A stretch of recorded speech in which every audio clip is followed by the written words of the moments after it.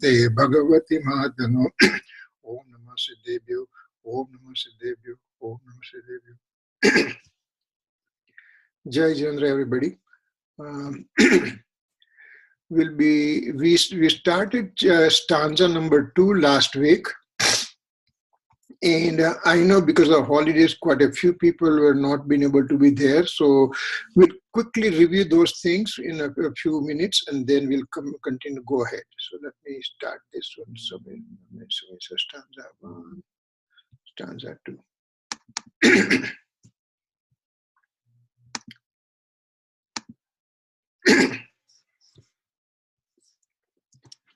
Okay, so this is stanza number 2. We'll sing that, and thereafter we'll just continue. Jivo charita dansanana dittotam hi sasamayam jana pogala kammade sadittancha tanjana parasamayam. Jiva charita darasana gnana sthita swasamaya nishchaya janavu sthiti karma pudgalana pradese parasamaya jiva janavu. So upodghat means introduction. As we said that each time when there is a stanza, there is going to be upodghat. Introduction means what comes in this stanza. So in this stanza, it says, in the very first stanza, what we reviewed in great detail, there was vow taken that author will tell us about the nature of the soul. Means samay. Soul means samay. So one has desire to know the nature of this samay. So it's been mentioned over here. So first gatha, Kunkun Swami talks about Samay. Samay actually means all the 6 universal substances. And out of all the 6 universal substances, most important for us is a soul. So he talked a great deal about the soul. And now the listener says that the inquisitive pupil says, that, sir, you talked about samay, you talk about soul, but what's the nature of that samay? What's the nature of the soul? So Kunkun Swami says, I'm going to talk those things in this stanza. So first word in the gatha. Now, as we said, upodghat means introduction. Then gatha means the explanation of the stanza. And then the detailed analysis critics given by Amritchandracharya, and Bhavarth means a short synopsis given by Pandit Jayachandji Chawla. 4 things we talked in one given stanza. So we just saw the upodghat means the introduction. Now gatha, the very first thing he says, Jivo. Jivo means the living being. Author wants to describe nature of the living being, and when he is trying to describe nature of the living being, he says that there are 47 powers in a nature present in a living being. Actually, there are infinite powers are there in a given substance, in a soul, but out of which Kunkun Swami he describes 47 of those things. And once we understand those things, in the Parisis, means the appendix of this Samaysar, these 47 powers have been described, and Gurudev has given extreme detailed analysis of those 47 powers that we'll be talking when we come to those things. So out of those 47 power, first is Jivatva Shakti, means power of living. What does power of living means? So soul is living forever due to infinite knowledge, perception, bliss, and vitality. Soul, me, I'm existing since time infinite because of knowledge that I have it, because knowledge attribute, perception attribute, bliss, the supersensuous bliss, and vitality.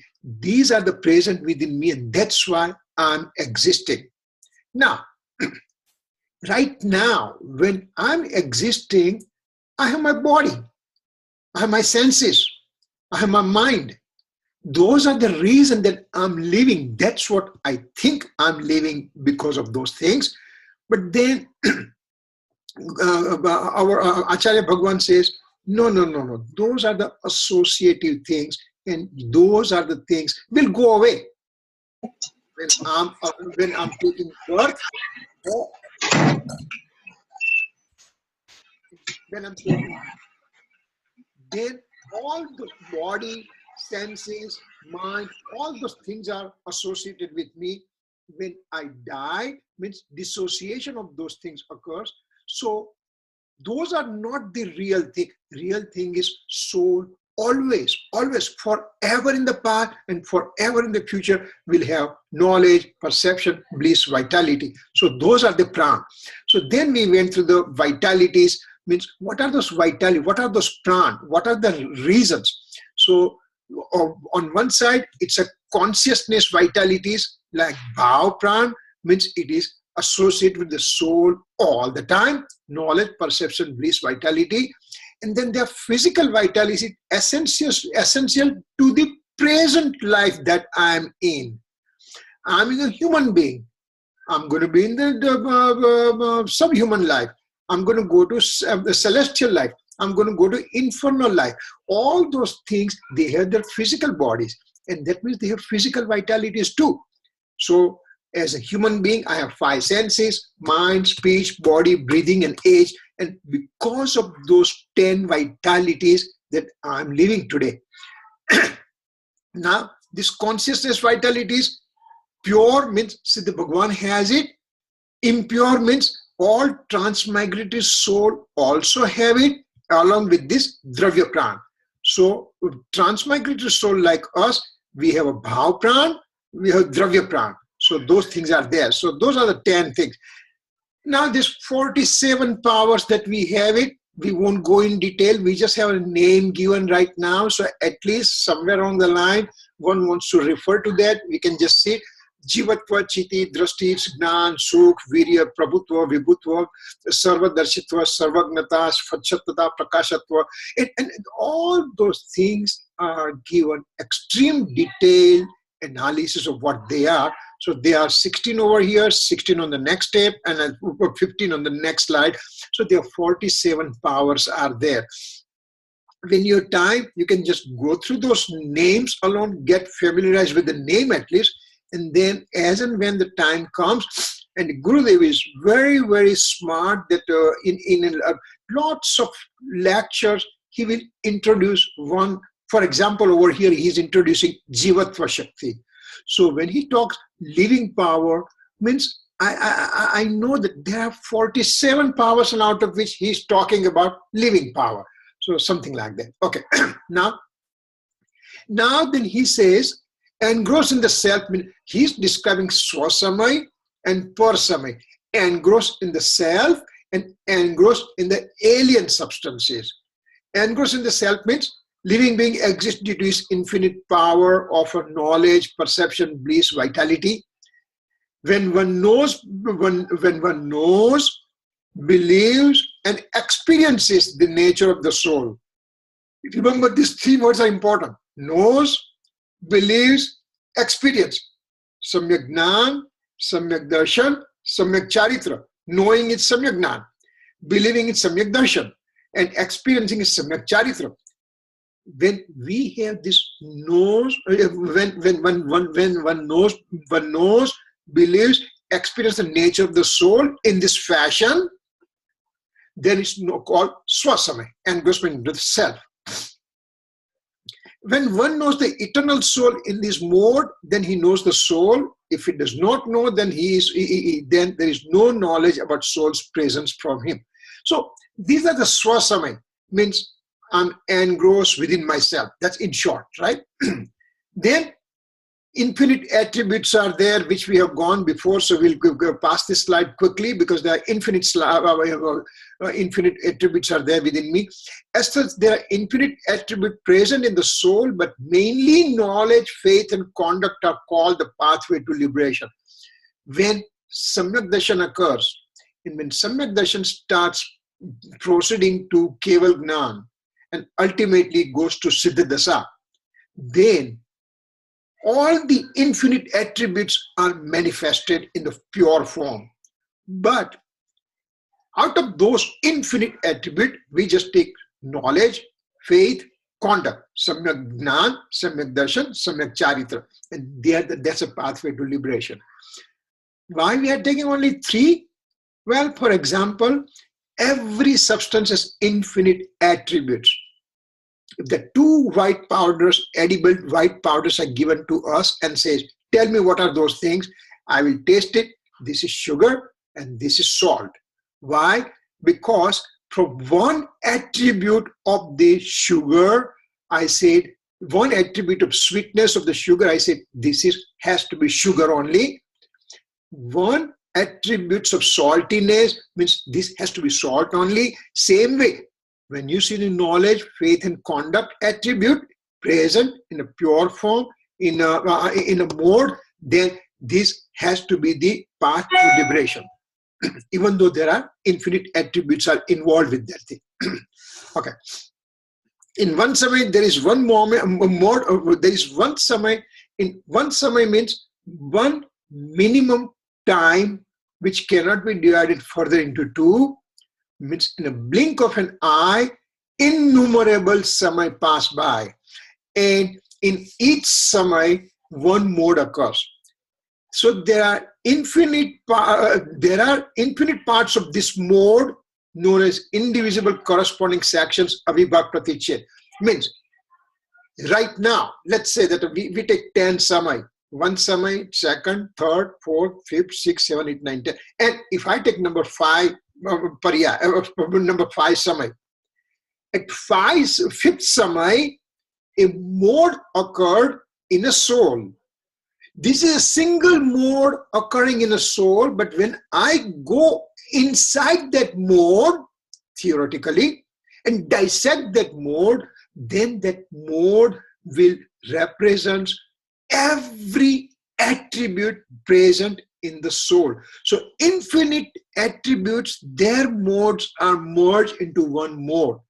And so that single mode in the 5th samay, if I dissect everything, there is going to be knowledge mode part present, conduct mode past present, belief mode past present, eternal existence mode is also present. So all those, those are the things when we look at it, what we just tell them, we call avibhag pratichet, means indivisible corresponding section.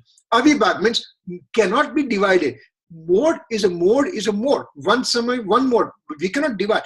But in that one, there are infinite individual corresponding sections are present.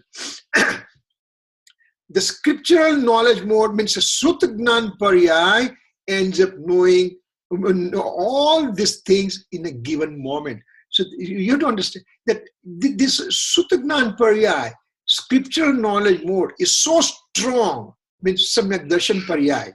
When I'm looking within and I'm experiencing myself, then I can understand how these infinite attributes with their modes present within me. This is the capacity of the Sutta Gnan that me and you are born. We are very fortunate. And with the help of Sutta Gnan and Mati Gnan, those are 2 things. Sensory knowledge and scriptural knowledge. Mati Gnan, Sutta Gnan. With the capacity with those 2 knowledges, I will direct them to myself and I'll be able to get the right faith. So these knowledges are very, very important for us. Nature of soul and karma, that there is a soul and karma keeps on relation to each other because there is the remaining 4 substances, Dharmastika, Adharmastika, Akash, Kal, they are inert, they have pure modes, or that's it. But soul and karma means soul and matter. These are two substances of the universe that they possibly can interact with each other. And that's why this whole transmigratory system has occurred. That's why this whole cosmic space keeps on working and everything. So those are the relationship between those two, which we have talked in the past before. Now, when I have relationship with the associative relationship with the matter, then karma particles are non-living matter. Soul brings attention to this karma particle. There is a fruition of karma. When the fruition of karma occurring, I direct my attention to that fruition of karma, which I did because of my own willingness. Nobody asked me to do it, but I looked at them. So now the soul becomes in an altered state. Soul becomes in deluded form. Soul by himself decided in its mode to look at the material karma, means the fruition of the karma. And that's why this is called altered state. At the same time, when there is a fruition of the karma occurring, if I'm directing that mode within myself, then it is going to be swabhav. I'm in the innate form, or I'm absorbed in myself only. Swasamay. But when I'm directing myself on outside material thing, then it becomes parsamay. So there are two things happen: swasamay and parsamay. So samay is divided into two. Soul is divided into two. One who is absorbed on the non-self side, or one who is absorbed into its own self. So this second stanza basically gives us definition of absorption in the non-self entity, means to look towards the fruition of karma, or to ignore the fruition of karma state and to look within is absorption into the self. So two divisions are made for the soul. So those are the things that will be described over here. So soul is in an altered state because it just made the attention to the outside material thing. Now, what are this altered state actually? Altered state has modes of compassion, modes of charity, modes of observing vow, modes of performing austerity. Remember, these are the good thing that I'm doing it. Means I have compassion, I have karuna, I have compassion towards another living being. I'm just anonymously, I'm giving charity to the organization. I'm observing all the vows that householders should do it. And I'm also doing austerity performance. Means there are 12 types of austerity. 6 are external, 6 are internal. And out of which the very first one comes is a fasting. So I'm doing fasting, I'm doing ekasan, I'm doing all kind of things. But these are also called altered state of the soul. That's very important point that we should take home. We should go home with that. Bad things. I'm angry. I have deceitful nature. I'm egoistic person. I have greed. All those things are bad. Everybody knows about it. Every religion says the same thing. Christianity doesn't say that you go and kill your neighbor. Islam doesn't say that. Hinduism doesn't say that. And Jainism doesn't say that. But that is the good things. Those are the bad. Anger, deceit, ego, greed. Those are the bad things. We know those are bad things. But even when I do the charity, observing vow, performing austerity, compassion, activity and everything, they are also part of the auspicious deeds. And auspicious deeds are also not my true nature. So 3 steps here: bad, inauspicious deeds, auspicious deed, and to be in my real nature. Now, I don't want to do the inauspicious thing. And I'm not in my true nature. When I experience my own pure nature, that means samyak darshan, which I don't have it. And I don't want to do bad. What shall I do? People ask question to Gurudev Kanji Swami that, Gurudev, we don't want to do bad. We are not having Samyak Darshan. What shall we do? And the expectation of the questioner was that Gurudev will say, do the auspicious activity. But our Gurudev, he is a very, very, very learned person. And he's not going to give us an answer which he does not truly believe in it. So what did Gurudev say? Yes, beta, I know. You don't want to do bad things. You're not in the Samyak Darshan, means innate form. What shall you do? Try to do everything which leads you to innate form. Suddenly he raised the bar so high. He did not say that do auspicious activity. What did he say? Just because you have not experienced a self, try everything possible by which you can experience your soul. That means you could be in your innate form. That means you have Samyak Darshan. Now, so what will I do if I don't have Samyak Darshan? I will try to do, my aim is now shifted. My aim is not performing austerity. Well, I did 8 upvas, or I did 30 upvas, or I gave a $1 million charity, or what. Those are the things I do. But my aim has to be, I have to lead myself to the innate form. If those activities do not lead me to the innate form, then they are not good to me. So, auspicious and inauspicious inclinations are there. Anger, deceit, ego, greed are the inauspicious inclination. Earning and spending activities are also considering the inauspicious inclination. The living being is absorbed in non-self, means parsamay, when he's doing all this activity. I'm doing charity, observing vow, I'm doing anger, deceit, ego, greed, I'm earning, I'm spending. All those things are parsamay, means non-self absorption. So how long I'm in this non-self absorption state? Since time infinite. And if I don't do the right thing, I will stay. If I don't understand what's the right thing, then I will end up remaining in the same non-self absorption state forever. But no, my Gurudev has taught us, our Gurudev has taught us that, yeah, you are in this state, accept that state, but I had to go one step further to realize my soul. So that's what he's trying to say. So now Amrit Chandracharya's Tika comes.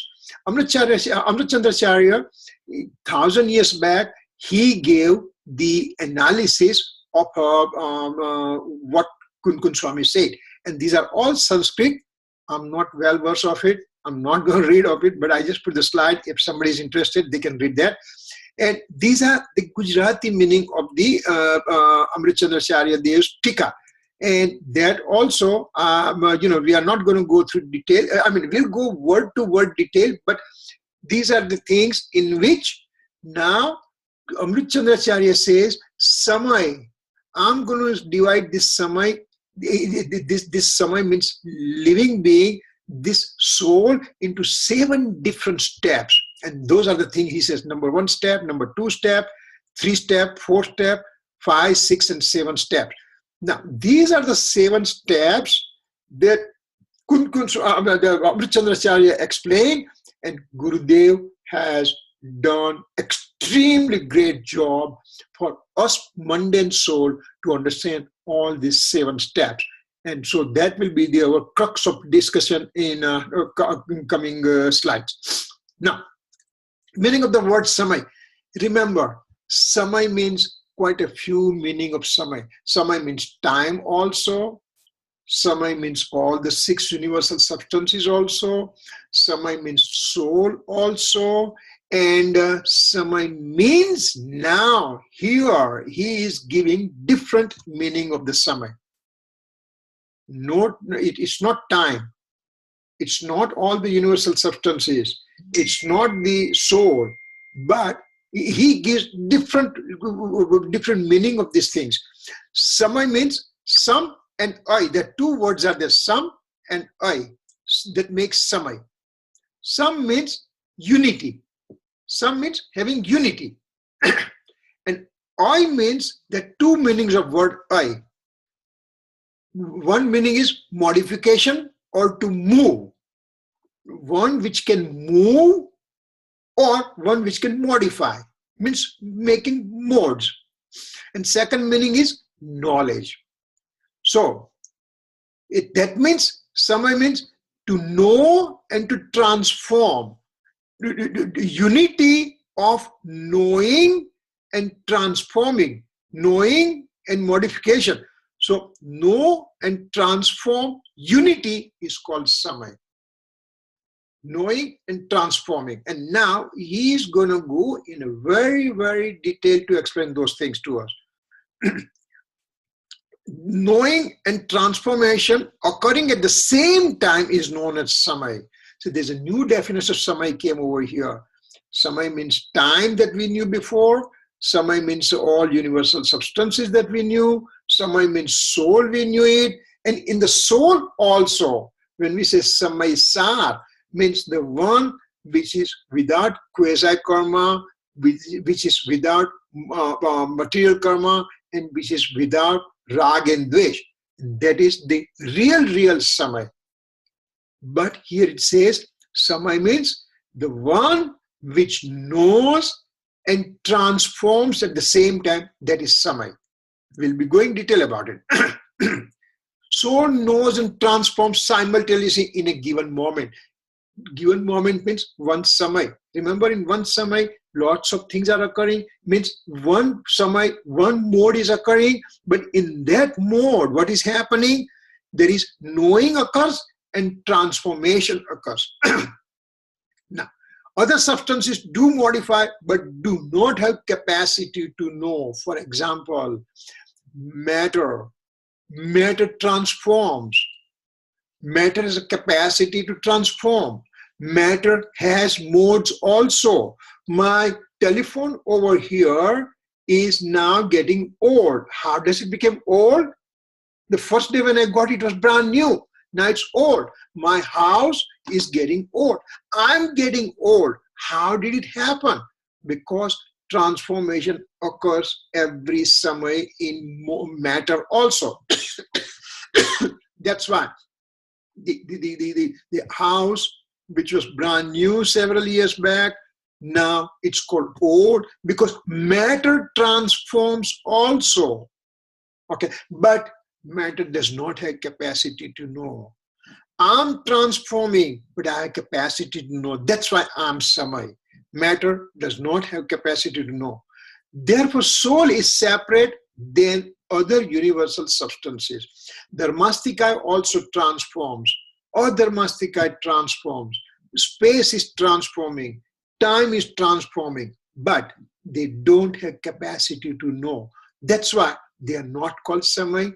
Only soul which transforms and also knows simultaneously. That's why it's called samay. Having said that, knowledge attribute and soul substance are having unity. Now this is now we are going to the knowledge attribute. Remember, soul as a substance, infinite attributes within, and each attribute keeps on giving more all the time, every samay. So knowledge attribute and soul substance are having unity. They are in unity in the sense sugar and sweetness, they have indivisibility. Indivisibility means unity. You cannot take this sweetness out from sugar. I'll give you a syringe and I said, okay, go and take the sweetness out from sugar. No, sugar means sweetness, sweetness means sugar, knowledge means soul, soul means knowledge. You cannot take knowledge out of the soul. So soul and soul substance and knowledge attribute are having the indivisibility or unity. Now, knowledge attribute produces knowing mode all the time. This is soul substance, knowledge attribute within and knowledge attribute keeps on making modes all the time continuously, right? Now, this knowledge mode knows the self as well as rest of the attribute. Now we have entered into the soul, into the sphere of soul. And what am I saying? That the infinite attributes, including knowledge mode, knowledge attributes are there. And this knowledge attribute keeps on making one mode continuously. For example, I'm on the summertime, I'm on a Jones Beach, and I'm just observing the ocean view just peacefully. What is happening on the ocean view? The huge ocean is there, and every time, every moment, the water comes and just goes away. Water comes and goes away. So these kind of things occurring in the ocean water, all the moja is coming all the time. The waves are coming up from the water, and they break on the ocean or the beach, and then it goes back into the ocean.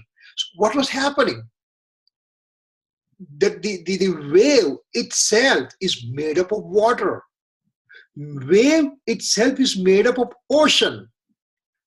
But ocean, I'm just saying, just pure, quiet, perfect thing. But when I'm at the edge of the ocean, then I see those waves come and break, come and break, come and break, non-stop, day, night, weekend, weekdays, everything, 24/7. So, same way, knowledge is a indivisible thing along with the soul substance, the ocean, and the waves coming out from the knowledge are called the modes. So, knowledge attribute produces knowing mode all the time. Knowing. The wave coming, knowing. And it comes, knows, goes away. Comes, knows, goes away. So knowing mode is there. Now, this knowledge mode knows the self as well as rest of the attribute. This knowledge mode occurred within me. Remember, we have entered the soul substance.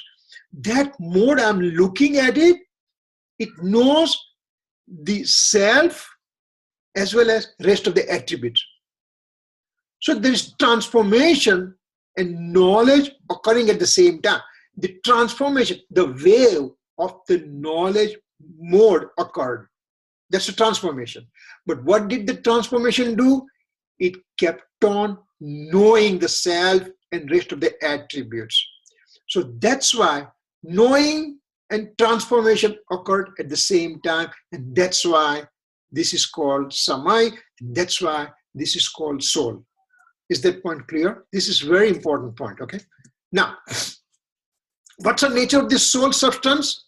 Ajiv padarth kevoche. The pupil is asking question that, what is the nature of this soul substance?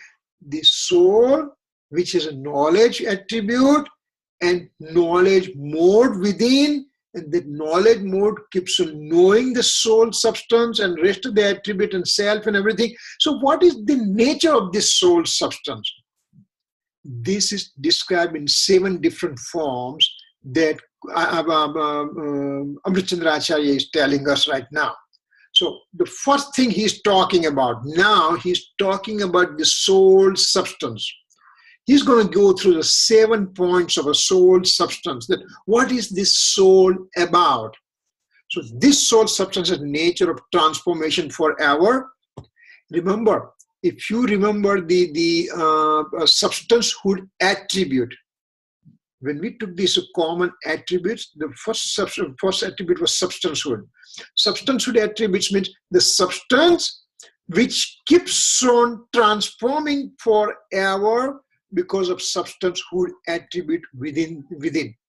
So because the soul has a substancehood attribute, because that common substancehood attribute, it keeps on transforming forever.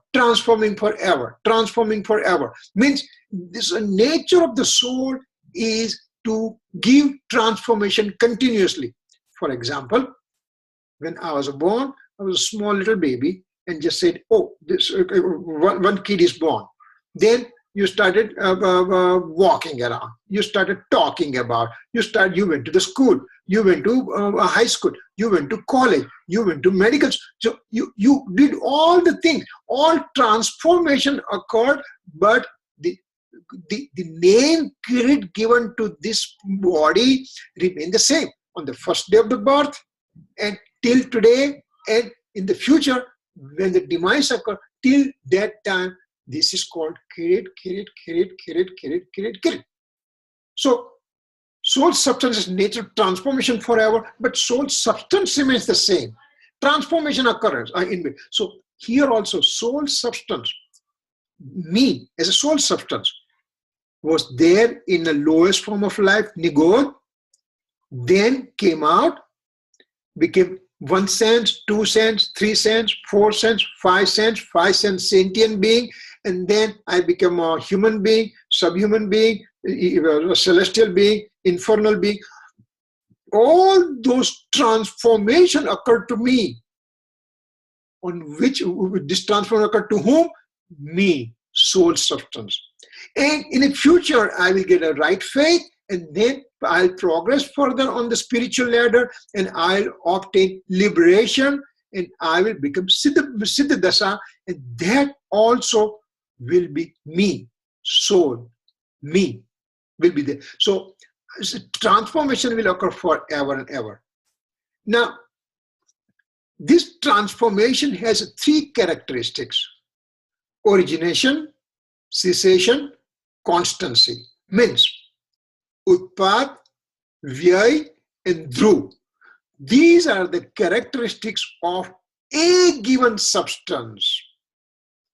Origination, cessation, constancy is characteristics of every substance of the universe, but we are making everybody a secondary. We are taking soul as a primary. So soul has origination of its mode, cessation of its mode, and constancy in its mode characteristics. For example, ocean, the wave comes. The big wave comes and kid starts going, oh, it came, big one, big one, big one, big one. So this is origination. Then it breaks on the ocean, or on the beach, it breaks. That's a cessation. But the ocean water remain in constancy in nature. Ocean water did not become more or less just because there was origination and cessation of that wave. Same thing in the soul also. The mode originates, mode disintegrates, and soul substance remains constant. So, forever innate nature of transformation. So, the constancy means forever. The innate nature of transformation is there. Now, innate nature is constancy. Transformation is origination and cessation.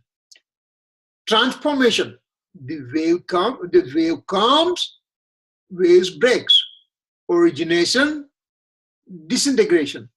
But the innate, but the ocean remains constant. Similarly, the mode originates, mode disintegrates, and the soul substance remains constant in nature. So, Utpat, Vyay, Dhruv, Yuktam, Sat. That's a word coming in the future, that will be coming in the later on.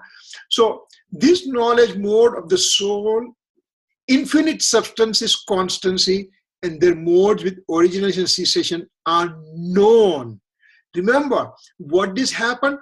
Origination, disintegration, and constancy. Utpat, Vyay, Dhruv. This knowledge mode knows all these things.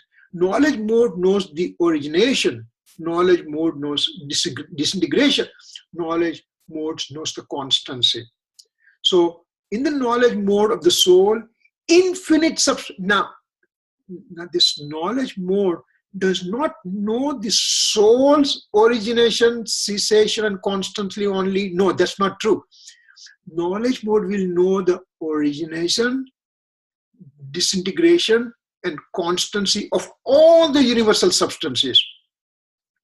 If I tell you, how do you define Keval Gnan? How do you define omniscience knowledge? Then what will you say? Omniscience knowledge knows the self completely. At the same time, the omniscient knowledge knows all the 6 universal substances, past, present, and future modes. So this knowledge mode has that much capacity. This knowledge mode knows this knowledge mode of the soul knows infinite substances, constancy, their modes with origin and cessation. That is known. Origination, cessation, and constancy are occurring at the same time. Now, this is really a detailed subject in Pravachan Kunkun Swami from 93 stanza onwards, 93 to 114 stanza. He described this one in a fantastic way, in an extremely microscopic way, that origination, cessation, constancy occurring at the same time. Means, this is the, remember 10 modes, 10 samay we took it, and we took the 5th samay here. So on the 5th samay, what is happening on 5th samay? A mode originates, while the 5th samay's mode is originating, the 4th samay's mode is having cessation. On the 5th samay, the 5th samay's mode's origination occurs. At the same time, previous mode, number 4 mode, is showing disintegration. So one disintegrates, one originates, but the soul substance as a whole remains constant. So all the 3 things happens at the same time. Origination of the 5th mode, the disintegration of the 4th mode, and soul substance as constant remains there. So all 3 things are occurring at the same time. So these are the important things that we should understand when we are going into the detail of the soul structure and function, because these are the facts that Acharya Bhagwan has said, and Acharya Bhagwan heard from Omniscient Lord directly, Simanda Swami directly, Kunkun Swami 2000 years back, with his own body, with his own capacity, being a monk, he had a capacity to travel in the space by himself. So he goes to Mahadikshetra and he listened to the discourses of Simanda Swami, and at the same time, when there was no Divya Dhvani, then at that time he also discussed with us lots of Sudha Kevali, Ganadhar Bhagwan and everybody, and he understood the nature. And then also he had his own experiencing of the soul, so he experienced those things. And thereafter he writes all this thing from his experience. That's why we believe that whatever Kunkun Swami has said, whatever Simanda Swami has described to him, whatever Mahavi Swami's message was there, all those things are truth. And that's why origination, cessation, constancy occurring at the same time. These are the facts that we have to understand, that, Acharya Bhagwan has given so much details of all the things that there is no scope for me to have any kind of doubts occurring in my mind. If there is doubt, there is an answer. He has given answers to everything. He knew that people are going to ask this type of question, so answers are given. So origination, next point. Origination of the present mode, cessation of disintegration of previous mode, and at the same time, unchanging nature of the constants is maintained. So all those 3 things are happening at the same time. Now, origination, cessation, and constancy are the real entity, means it's called Sat. Sat means Utpat Vyay Drav Yuktam Sat. This is the one of the phrase coming in a Tattvad Sutra, in first adhyay, first chapter it comes. Utpad Vyay Dhrav Yuktam Sat. Means, Sat means real entity. Real entity. And real entity means it is origination, cessation, constancy, are the real entity means Sat. Now, soul is a substance. Satta means with all these three real entities. Soul is called Satta. Sat is an attribute. The attribute which is possessed by soul is called Satta. Sat possessed by soul, that means soul is a Satta. So soul has all these three real entities. And what are those three real entities? Original, cessation, constancy are the real entity. They do exist. There is no thought, no if and or but.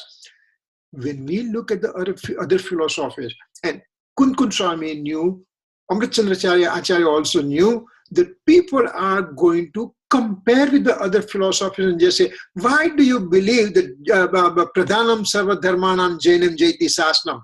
Means Pradhan means in all the religion, Jain religion is best. Why? Jain philosophy is best. Why?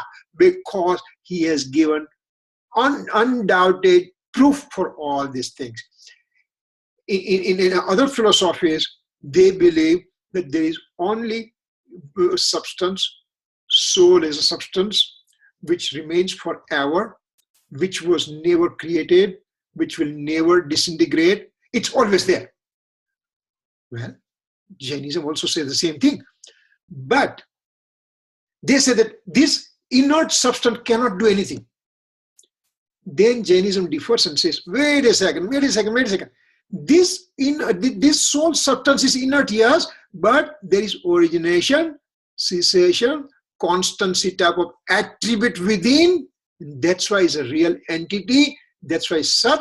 And one which is possessing this Sat is called Satta, means this is the soul which is inert, but has this three entity through which these constant modes are occurring in a substance forever and ever and ever and ever. This soul is a powerhouse that there is not going to be any end of this modes coming out forever, ever and ever.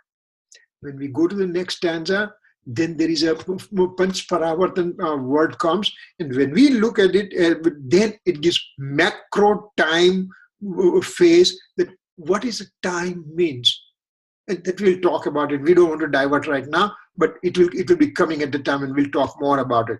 So from other philosophies, and for the Hindu philosophy believes that way, Vedic philosophy believes that way, that soul is inert only, cannot transform, cannot do anything. And here it says, no, soul is inert for sure, substance is there forever, but it has these three important attributes, and that's why soul is called Satta, and these attributes are called Sat. Let's see how far time is going. Still this 10 minutes there. Okay. Now that author says that this proof that we gave, there is a refutation of the other philosophies on the basis of point number one. What was point number one we said? The point number one is soul has origination, cessation, and constancy characteristics. So when we just say those things, then the other philosophies, they don't believe those things. Nihilistic view, Nastic. What is Nastic? He says, eat, drink, be happy, period. When you die, everything is going to be over. So, have as many charge cards as possible. You just spend as much as you want to, as much as you want. When you die, that's it. Your end of it. There is nothing there. So it says, no. When you just believe that, when you don't believe in the existence of the soul, then you are totally opposite to my philosophy. My philosophy, me as my Jain philosophy says, soul does exist, and not only exists, but soul does have eternal existence. So we are refuting this nihilistic view. Next one is a Sankhya philosophy. Sankhya philosophy, once we have some other time, we'll go through some detail, because Sankhya philosophy comes as close to Jainism as possible, but certain things, again, there's so much differences that at the higher level, you will realize that no, that it does not have what Jainism believes. So when we have sometimes some other time we have time, we'll just go through Sankhya system also. And so what they believe, that soul is always non-transforming, aparinami atma. Remember I just said before that soul is there, but it never transforms. Then Jainism says, no, soul is there, but it does transform. Soul is eternal, soul is permanent, but there is transformation, transiency is there. Permanency with transiency is a characteristic of soul. Here, they just say soul is permanent in nature and does not transform. That's it. There are 25 different types of things that they say that because of that thing, all these transmigratory things are seen. We will talk that one later on, not now. So, Sankhya philosophy, we are refuting. Then, Nayayik and Vaisheshik. There is also a philosophy called Nayayik and Vaisheshik. They believe that soul to be always in constancy. They believe that real entity is one only. See here, Sankhya said that soul is non-transforming, but many souls are there, but non-transforming. They don't transform. Then Nayayik and Vaisheshik, what did they say? Soul is one, it's eternal in nature, and it never transforms. It's only one soul is there. Now, wait a second. If one soul is there, then who am I? I'm the living being. I'm the conscious natured person. I have capacity to think. Who am I then? If you just say soul is only one entity, then who am I? So it refutes the philosophy of Nayayik and Vaisheshik against the Jain philosophy. And Buddhist philosophy believes other way around. What they believe that soul is transient in nature only, and there is no permanency of the soul. If you take 10 paryai, 10 samay, that one samay soul originated, then disintegrated. The next soul took a birth, disintegrated. Third soul took the birth, disintegrated. So it's only transiency in nature. There is no permanency at all. So then, question Jainism philosophy asks question to Buddhists that if you believe that way, then let's say that again we say 10 paryais are there, 10 transformations are there. So fifth number transformation in that soul, that fifth number soul according to Buddhist committed a big crime, and then it lasts for only one samay, so it just died. Effect of that bad deed, who's going to suffer? Number 6. So what did number 6 soul do? If 6th number soul purely generated, he has not done anything, but 5th number soul did some heinous crime, and as a result, the 6th number soul has to suffer. Your neighbor steals and I go to jail? Come on, how can it happen? So these are the things that this simple first principle alone, when Amrit Chandra Acharya put that soul has origination and cessation, at the same time constancy also present. So transformation is original and cessation, and innate nature is constancy.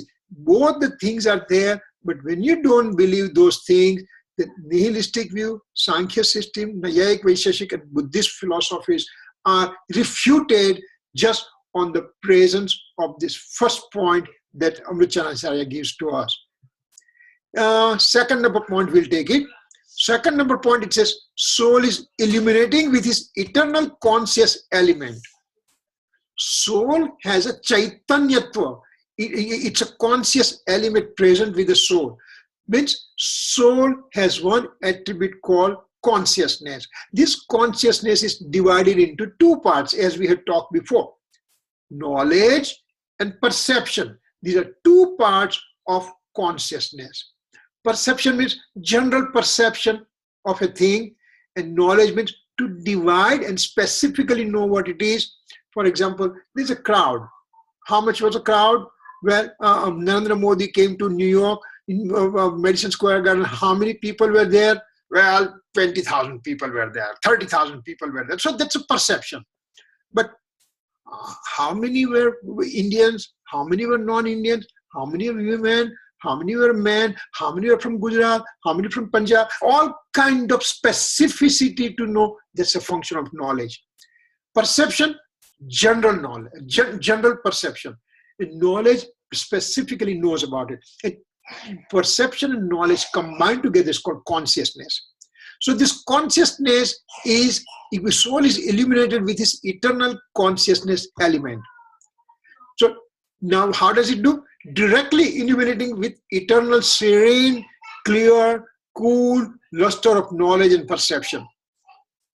This consciousness has two things, knowledge and perception, and they both are occurring within me directly. I don't need somebody else's help to know the knowledge and perception. They are just manifesting from within me all the time. So there is a direct illumination with eternal, serene, clear, cool luster of knowledge. He uses so many adjectives. Amazing, amazing. So now they're knowing that, how do you refute this with the other philosophies? Well, Sankhya philosophies. Sankhya philosophy says that they do not believe soul to be the innate nature of knowledge. They think that knowledge comes from outside. Sankhya believes knowledge is coming from the outside. Soul doesn't have knowledge attribute. Wait a second. How can you have not having soul, having knowledge attribute? Knowledge means soul, soul means knowledge. I have capacity to know. Just because this thing is there, that's why I have knowledge. No, that's not true. So knowledge occurs within me. So this second point refutes this Sankhya philosophy. So I think we'll stop over here right now, and then we'll just go through remaining points. But the slides are there with you. Read those things. Try to understand. Ask question. You send me the email with the questions and just say you did not understand. And if there is a case, we can just take the same point again also, because these are the building blocks. Our spirituality building, these are the basic blocks. And as we know this one, then we will know better and better. Remember one thing, we are talking hardcore philosophy. But to understand the hardcore philosophy, I have to have my internal strength also to be there. If I'm constantly in a negative views, I'm constantly in an anger, deceit, ego, greed type of situation, I'm constantly in a rag and dvesh situation, everything, intense rag, intense dvesh, then you understand these things. To understand all these things, I had to cool down my anger, deceit, ego, greed, and everything. And how do I have to do it? That's not my nature.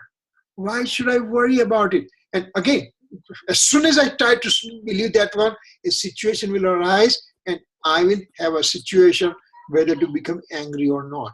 And so I'm going to become my own competitor. I'm like a golf game. I'm my own, I don't have any other opponent. I don't have any other enemy. I don't have any, in the player, always there's another team to win with. Here, I have to win myself. So these are the things that we have to know it. So my daily routine life should be straightforward, and then I'll be able to absorb all these things like the sponge absorbing water from the table, So those are the things. Any questions so far?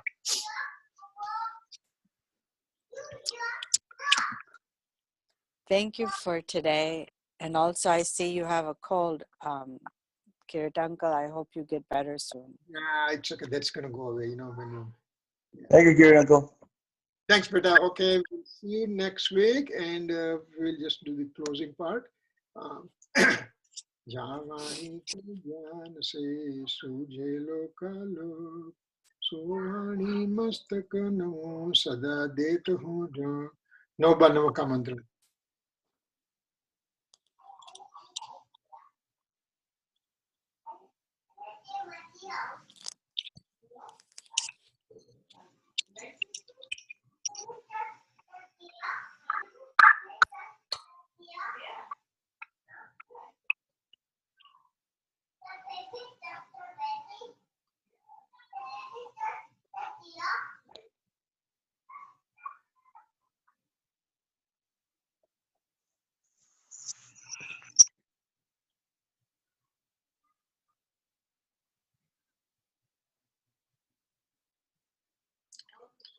Jai Jinendra, everybody.